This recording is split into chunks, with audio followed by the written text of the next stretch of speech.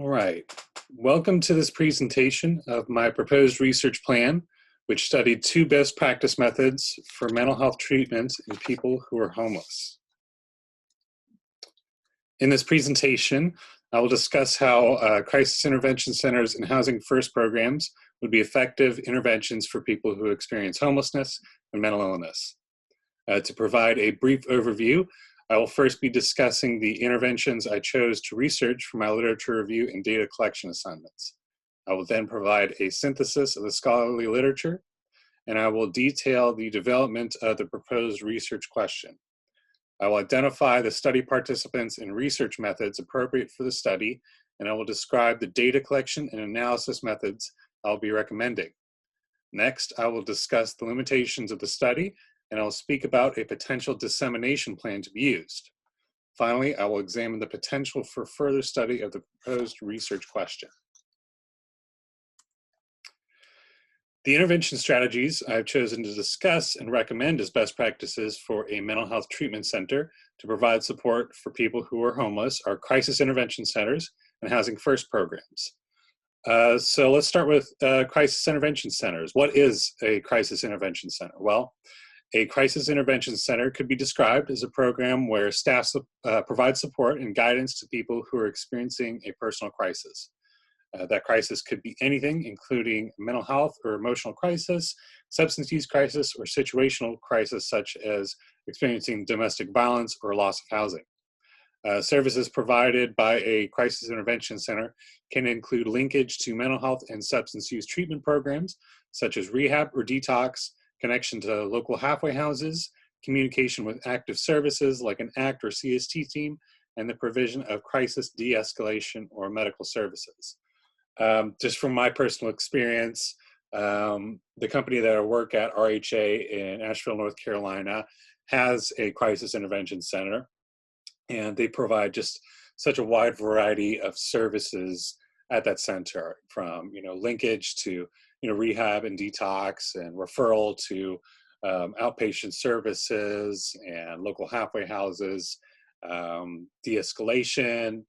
Just so many services are available through the crisis center there, and they do such great work. It used to be a 24-hour service, and they still are able to provide that support to people in their times of crisis.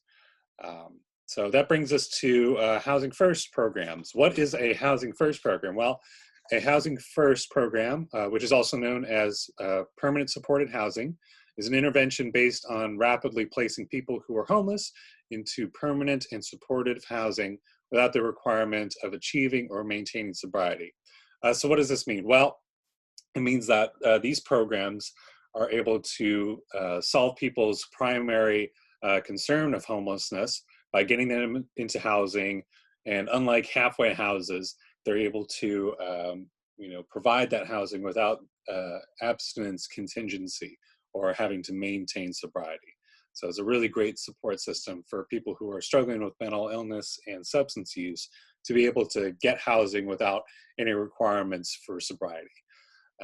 So I chose to research this topic because these programs have been shown to have a significant impact on homelessness, and in choosing crisis intervention for research, mental health concerns would be addressed, and therefore I decided it would be beneficial to include a program that addressed the primary concern of homelessness for this study. In my personal practice, I've worked with a local Housing First program in Asheville, North Carolina, called Homeward Bound, to support people after they leave detox services. They have a bunch of great services in the area, one of which that I work pretty closely with is the A-Hope Day Center. It's a day center where people who are homeless can come and get a shower, get some food. They can have their mail delivered there. Just a bunch of great services. They can stay there while they're awaiting a bed at a local program. They're able to cycle in times to sleep. It's a really great service there. Homeward Bound also provides all those day center programs and they have been able to, you know, link a substantial amount of people in the Asheville area to housing, and have been pretty successful in supporting people in maintaining that housing due to the requirements of not having to be sober. So I chose this research, I chose to research this intervention because of my personal interest in learning more about how permanent supported housing could benefit my clients. And I chose to research the crisis intervention centers because of my own experience with that intervention. So these are pretty familiar to me, and I think that they would be two best practices that I would recommend in a real world setting. So that brings us to a synthesis of the literature. So many of these journal articles that are listed here contain quantitative data, and although my research proposal is of a qualitative nature, I included these articles as a justification for the effectiveness of these programs and their necessity for research. So let's talk first about the Crisis Intervention Center literature. So in Phoenix, Arizona, research of a behavioral health crisis center described how crisis interventions decreased hold times at emergency departments by 40%, reduced clients being admitted to inpatient facilities from 75% to 50%, and created more beds for involuntarily committed patients at their urgent psychiatric care center.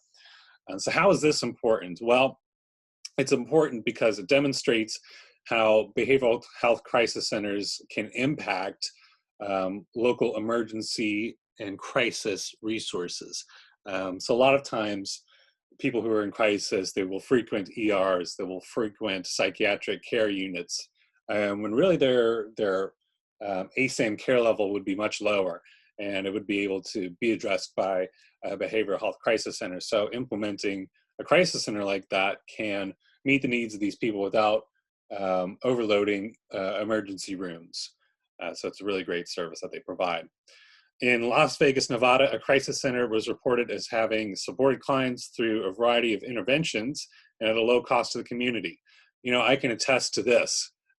Just the amount of services that crisis centers are able to provide. You know, I've seen them do incredible work at the crisis center at RHA. They've been able to, you know, link people with detox immediately, you know, after checking into the crisis center. They've been able to get people situated with, you know, filing for Social Security assistance and obtaining clothes, and linkage to all the resources in the area that would be able to help support people in crisis and homelessness. So it's a really great intervention. And what contributions would crisis interventions provide to mental health treatment? Well, it would provide an avenue for people to get help and support when they're in these crisis situations. A lot of times, you know, things may not be so dire, but they're able to get this need met by having access to a behavioral health crisis center. Yeah. So that brings us to the Housing First programs. So studies of Housing First programs found that these interventions resulted in exemplary housing retention and reduced rates of substance use. How is that important? Well, it's working towards that primary care need of solving homelessness. So these programs have been shown to, you know, get people into homes and help people stay there. And just by being in the home, they've had reduced rates of substance use, which is in fact a mental health diagnosis. So a study of Housing First programs showed a reduction in admission to detoxification centers, emergency departments, hospitals, and jails. So this demonstrates the impact of Housing First on mental health treatment providers and correlates to the crisis intervention data. So you can see that these Housing First programs have a similar impact on emergency room departments, detox centers, hospitals. So they both provide just a needed service to meet people where they're at and support them so that they don't have to access these high-level services. A study of Housing First programs in Canada revealed that this intervention reduced the number of days people experienced alcohol related problems, and it reduced the amount of money participants spent on alcohol over time. What does this tell us about housing for first programs? Well, it tells us that by accessing these programs, people have increased rates of sobriety. They have less money spent on drugs of choice, and it's a supportive environment where they can begin to address their substance use. Finally, a study of permanent supported housing resulted in increased housing stability, continuity of care, and reduced psychiatric admissions. And this just brings all the research together and shows the impacts of housing first programs on mental health and well-being, as well as engagement in crisis services.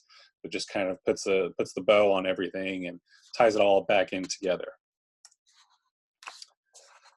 So in order to begin the process of data collection, we must first establish a research problem in question.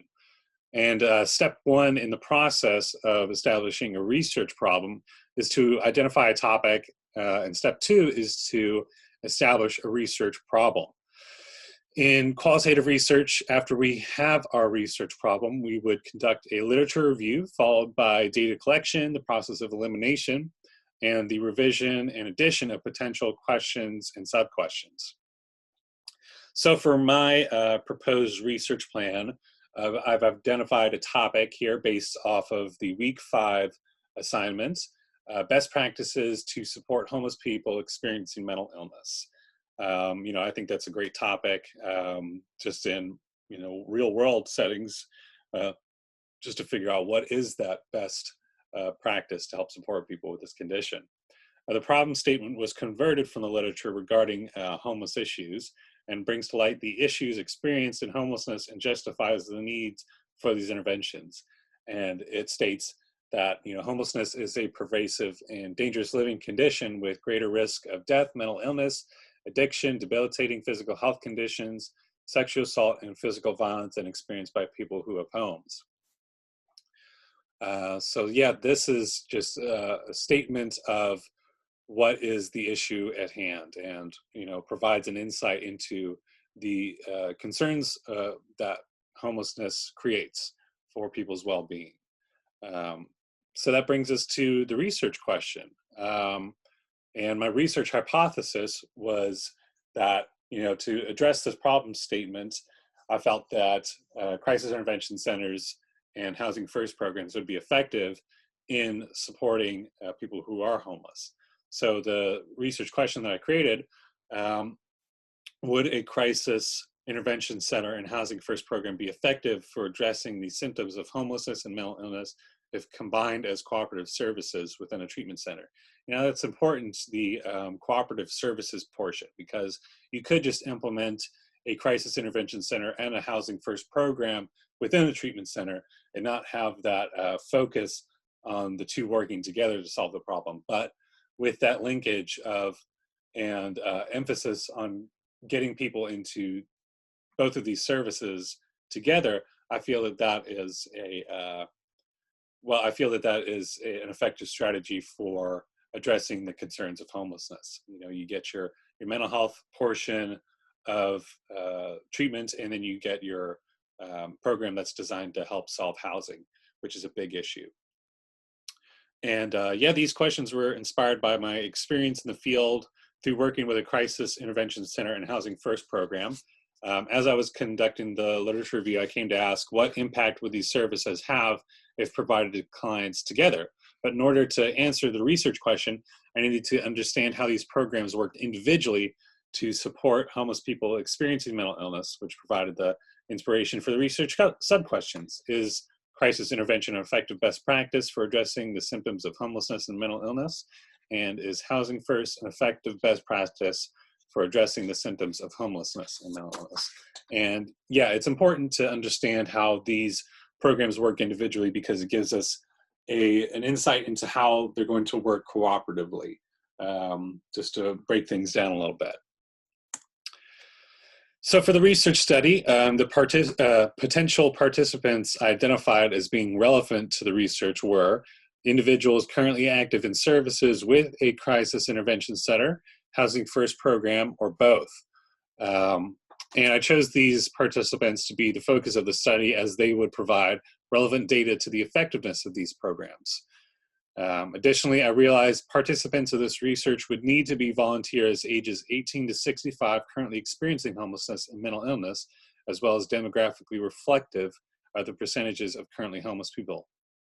The reason for this being that participants who were younger than the sample pool may require a release from parents to be researched, and volunteers older than the sample may be unable to provide accurate data due to conditions reflective of old age. It's also important that the sample be demographically representative of the larger sample population in order to understand how these interventions impact a variety of people. So because of the need for the demographic representation, the sampling method I chose was proportionate stratified random sampling. And this approach would create a sample population that is reflective of the demographics of currently homeless people in a community setting. And I felt that a sample size of about 50 individuals would provide an appropriate sample portion, and this number was based off of 10% of the recorded current homeless population in the city of Asheville, which is about 554 persons. And that was conducted from the 2018 point in time count conducted by the Asheville Buncombe Homeless Initiative. So the data collection methodology I chose for this research was to conduct an exploratory qualitative research design regarding these interventions. I decided this would be an appropriate approach due to the fact that little is known about the combination of these best practice methods in supporting people who are homeless, and it would provide us with a depth and understanding of the impact of these interventions. I also chose to focus on qualitative research over quantitative research based on personal familiarity with the research methods. And just to provide a little insight into that, I use some of these data collection methods in my own personal practice. I provide people with support after detox services, and I use semi-structured interviews to determine how they've been after they get out of treatment, and follow a certain unstructured questionnaire to understand how they've been, what their aftercare plans are. So I just have a little bit of personal experience with this methodology. So now we'll address the sources of data for the impending research. I imagine the study being conducted in a community setting where people who are homeless would have access to both crisis intervention and housing first services, and could then be linked with both programs. I think that's important to note. You need to have a setting where people do have access to both of these services, where you can monitor and research how they interact with the individual programs, and then you can combine the programs together to see how clients who are involved in both react to that treatment modality. And I determined that qualitative data would be collected from administration, staff, and clients engaged in crisis intervention or housing first programs. Additionally, clients who are involved in both programs would provide the majority of the data, as this target sample is the focus of the study, and the data would be collected from this population through qualitative means such as interviews, questionnaires, observation, literature review, and participant experience. Getting into the specifics of the data collection methods, I felt that unstructured questionnaires, semi-structured interviews, unstructured observation, and secondary data would provide the information needed for the study. I felt that unstructured questionnaires in the form of pre-test and post-test measures would provide insight into the effectiveness of the interventions during the client's engagement with treatment and their change over time.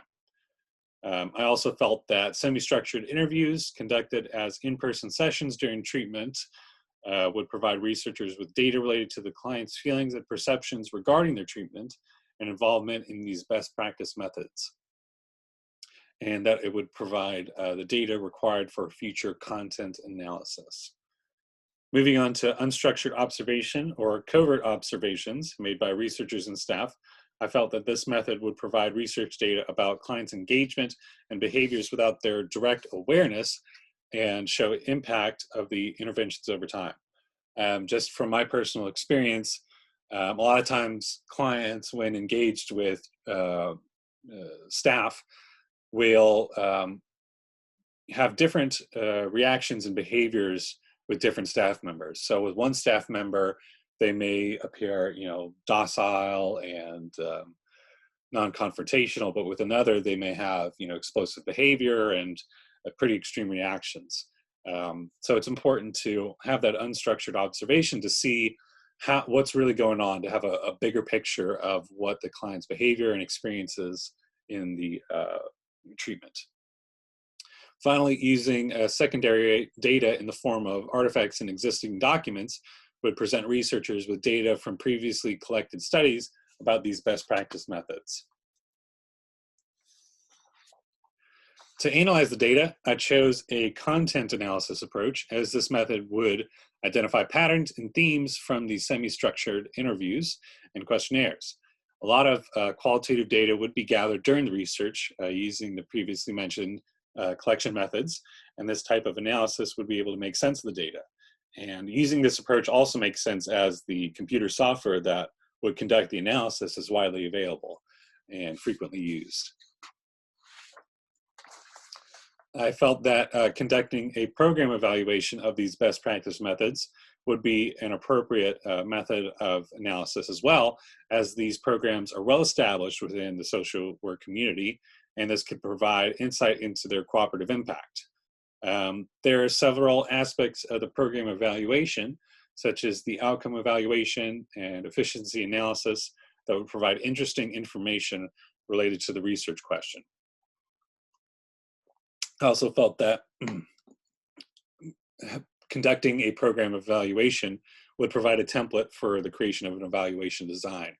And so for my proposed research plan, I created a little questionnaire here based on the 4 aspects of the program evaluation. First off, the needs assessment question would be, is the program necessary for treating mental illness and supporting homelessness?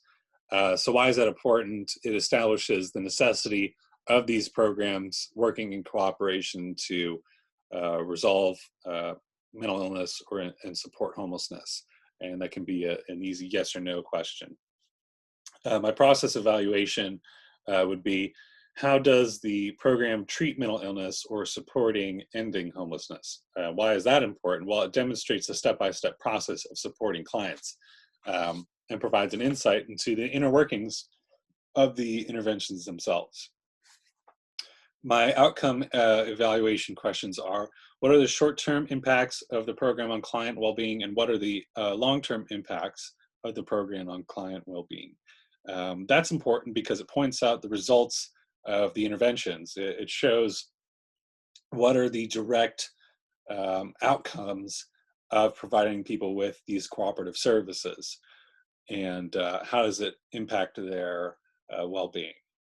Finally, my efficiency analysis questions are, is the program effective in treating mental illness? Is the program effective in treating mental illness related to substance use?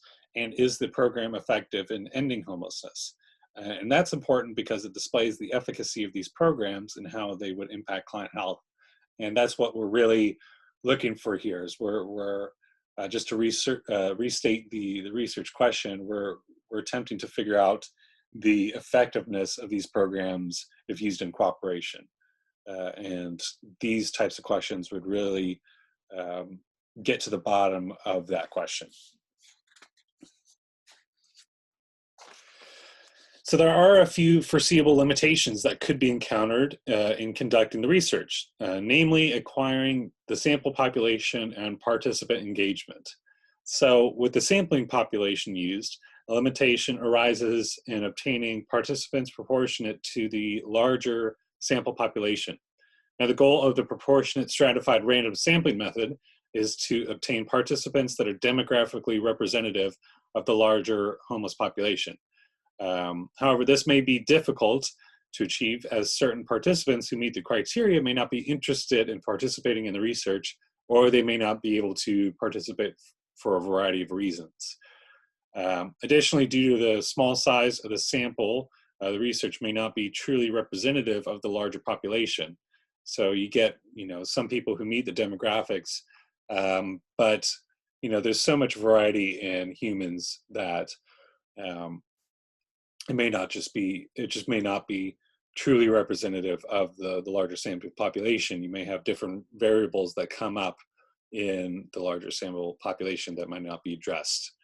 So now with participant engagement, clients who experience homelessness, substance use, or mental illness may also experience a low willingness to engage in treatment, and research may be hindered by a lack of engagement. Again, from personal experience, that's one of the hardest things about involving people in treatment is getting them to buy in to the treatment. A lot of times people come into detox when they are in crisis, and when they're fully sober, their engagement is low. They had high engagement when they were in crisis, but they have low engagement in sobriety. And that's just a thing that, happens in mental health treatment.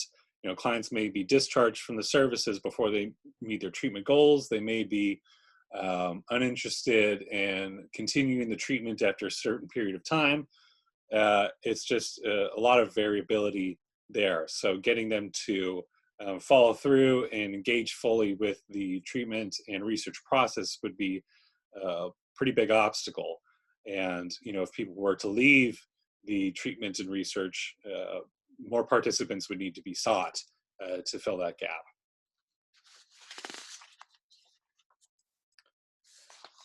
So moving on to the primary audience for the research, I felt that treatment center administration or upper leadership of the treatment center would be the primary audience for the research, as they provided funding to facilitate the research of the best practices and had asked for a recommendation of the best practice methods to be used in the treatment center.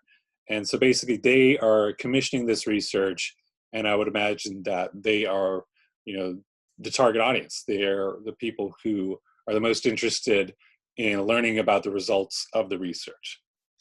But I also identified some secondary audiences that may also have interest in the research, such as local and state governments, service providers, crisis center and housing first program staff, local, state, and national social workers, social work organizations. And so you could ask, what interest would these audiences have in the research? Well, for the local and state governments, going over this research and understanding it may help to guide political and bureaucratic policy. With the service providers, it would be able to justify funding and spending of state funds to promote these types of programs.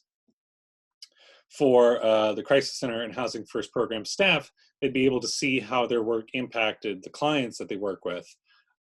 For the local, state, and national social workers, this is a big clinical significance, and it provides insight into how these programs work and may impact creation of these programs in other communities. And finally, for the social work organizations, this type of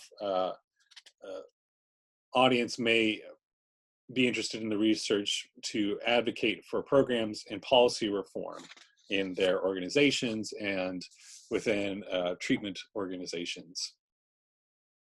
Now, to talk about the dissemination plan, I decided that an internal conference with the treatment center would provide a direct presentation of the research to the target audience, and I would justify this by citing the unique client population and independent funding of the research by the treatment center as a motivation. So again, they're paying for this. They are the main audience, and just going to them directly and having an internal presentation of the research data would probably be the most appropriate. This method would also allow the treatment center to distribute the research findings to many of the identified secondary audiences, such as service providers and local government. I also felt that presentation of the research at professional conferences would be an appropriate method of dissemination and would be effective in reaching other social workers in the field through these organizations. So that's programs like the NASW, the CSWE, these organizations hold professional conferences that social workers attend, and that disseminate research through in-person presentation. And there is a review process required before the presentation, but if the research has clear value, this method could spread the word of the research findings to a wide audience. I also felt that publication in a professional journal would be the most effective way to distribute the research knowledge to my chosen secondary audiences, and that distribution of the research through this approach could reach the widest audience possible. Basically reinforcing that publication, it has a wide scope, in that it can be distributed to individual persons, and oftentimes it is provided to organizations that are involved in treatment, and yeah, it could reach a really wide audience. So that brings us to our conclusion of this presentation. I feel that the methods and approaches to conducting the research of these best practice methods of crisis intervention and housing first programs would be effective in collecting data related to these interventions. I also feel that my sampling method, data collection techniques, and analysis protocol would provide accurate data related to the efficacy of these programs if combined in cooperation. And I feel that there is potential for further study of the research problem, as the question examines a problem of which little is known. And from my personal experience, that's the research that you really want to find out. Of which little is known, it's important, and to explore that provides a lot of knowledge for social workers to use in their own treatment and personal practice. I feel that future quantitative research could also be used to describe the statistical effectiveness of the cooperative interventions if this approach were to be adopted in treatment centers. I'm sure that there's a lot of statistics and relevant data that could be gathered from implementation of these programs. And explanatory qualitative research could also be conducted to demonstrate further how the cooperative programs impact homeless people's mental health concerns. Just to really explain how these programs work and what their impact would be on mental health treatment for people who are experiencing homelessness. So here are my references, and I thank you for watching my presentation.